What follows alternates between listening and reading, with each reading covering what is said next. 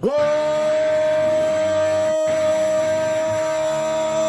up, nerds and nerdettes and wee little nerdlings all? It's your buddy Big Johnny G for Two Gun Pixie presents Legendary Gaming. Shut up and sit down. Thank you so much for joining me here for this Tabletop Takeout Tuesday at Two Gun Pixie.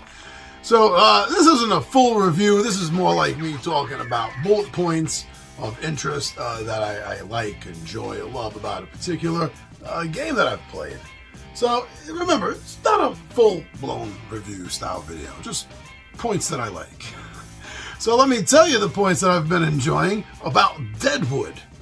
Now, I do love the genre of the Old West, the Wild West, the American frontier of the 1800s, the fantasized version of it. I admit that, I know that, I understand that, but still I do enjoy the hell out of it. So whenever I find a board game that's going to allow me to take that experience, that's always going to get my attention. So before we even talk about anything else, we know that I went into this game originally with the concept and hope of liking it just because of what it was. Now, speaking of what it was, this game is based on what was probably one of the most dangerous, arguably, dangerous places to live during that time period of the old Wild West frontier. A town where historically a lot of the iconic, well-known historic figures of that era passed through, had some sort of connection to. And that is the basis for this game, Deadwood. I like that. I like that they take that as its core base, as its seed to build the rest of the game around, where basically you're just trying to accumulate money. Your victory points, your money, you're trying to get power before the train system eventually builds through town so that you're the boss, right? You're running things when the train gets into town, because once the train starts coming in, when they finish building it, the town's going to explode. This little place is going to be a huge boom town, and you want to be in control of it. So I think that, I like that. That's fun. And everything else from there, the fun just keeps continuing. I originally, years ago, I was not a big fan of worker placement games, but that has changed. Starting several years ago, it did actually start changing a bit. And this is a worker placement game.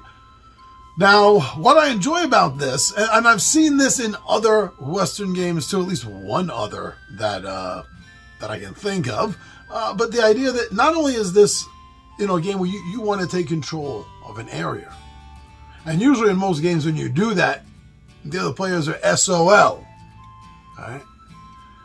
In this game, if you don't like the fact that your friend, your sibling, your parent, your competitor has taken up residence, so to speak, with their worker at a building you need resources from, well, what did they do in the Old West? They shot it out.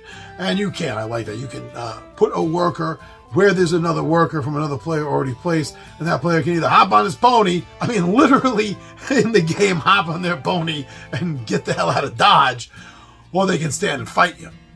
But if you kill someone, you do get a wanted poster out after you.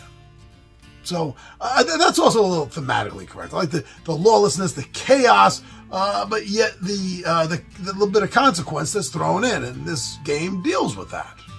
Now, myself or any of the 20-sided warriors, Tom who have played this game, none of us had a problem with the rules over the years.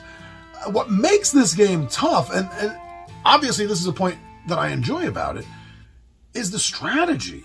This is not a game that you're easily or quickly going to be mastering at all anytime soon.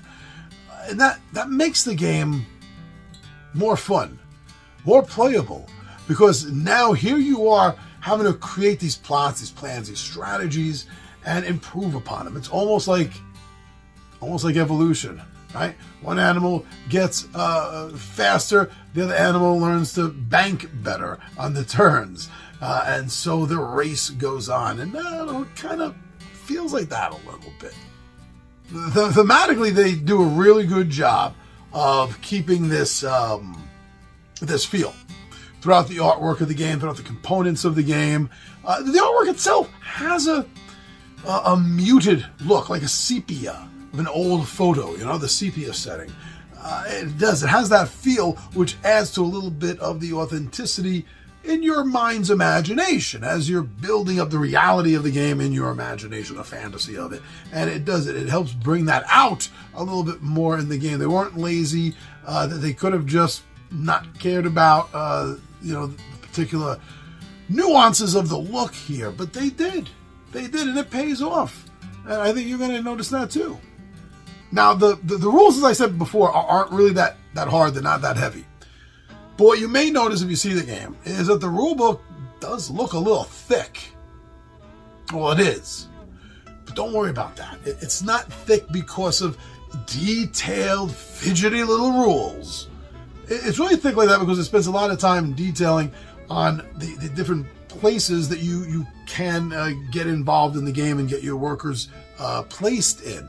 And it gets into nuances about each of those sites, which is a good thing. So that's what the bulk of the rule book is. So yeah, if you take a look at this and you see the rule, you go, oh my God, what was Big Giant G talking about? This rule book looks unwieldy. Don't worry. Most of the rule book is not the nuances of the rules. It's not that heavy. It's not that hard. It's like I said earlier, it's a strategy that's going to kill you. This is a family fun game. I think any family that wants to, be involved in worker placement games, especially if you have an interest in the Old West, this title Deadwood is something you're going to want to learn more about. You're going to want to check it out. And as I often say in many of these videos, please don't take the word of a floating head or some disembodied voice that you don't know if they've been bought, bribed, cajoled, to tell you one thing or another. Watch some playthroughs. I think that's one of the most honest ways to find out if you're going to enjoy a game is to go look for some playthroughs of it that are online, and that's how you're going to get a feel. You're going to know the flow of the game at the table to a pretty good degree just by watching that, and that'll tell you better than anyone's opinion. So I think you should do that. Go get some more opinions and then watch some playthroughs and come back and let us know what you think of Deadwood.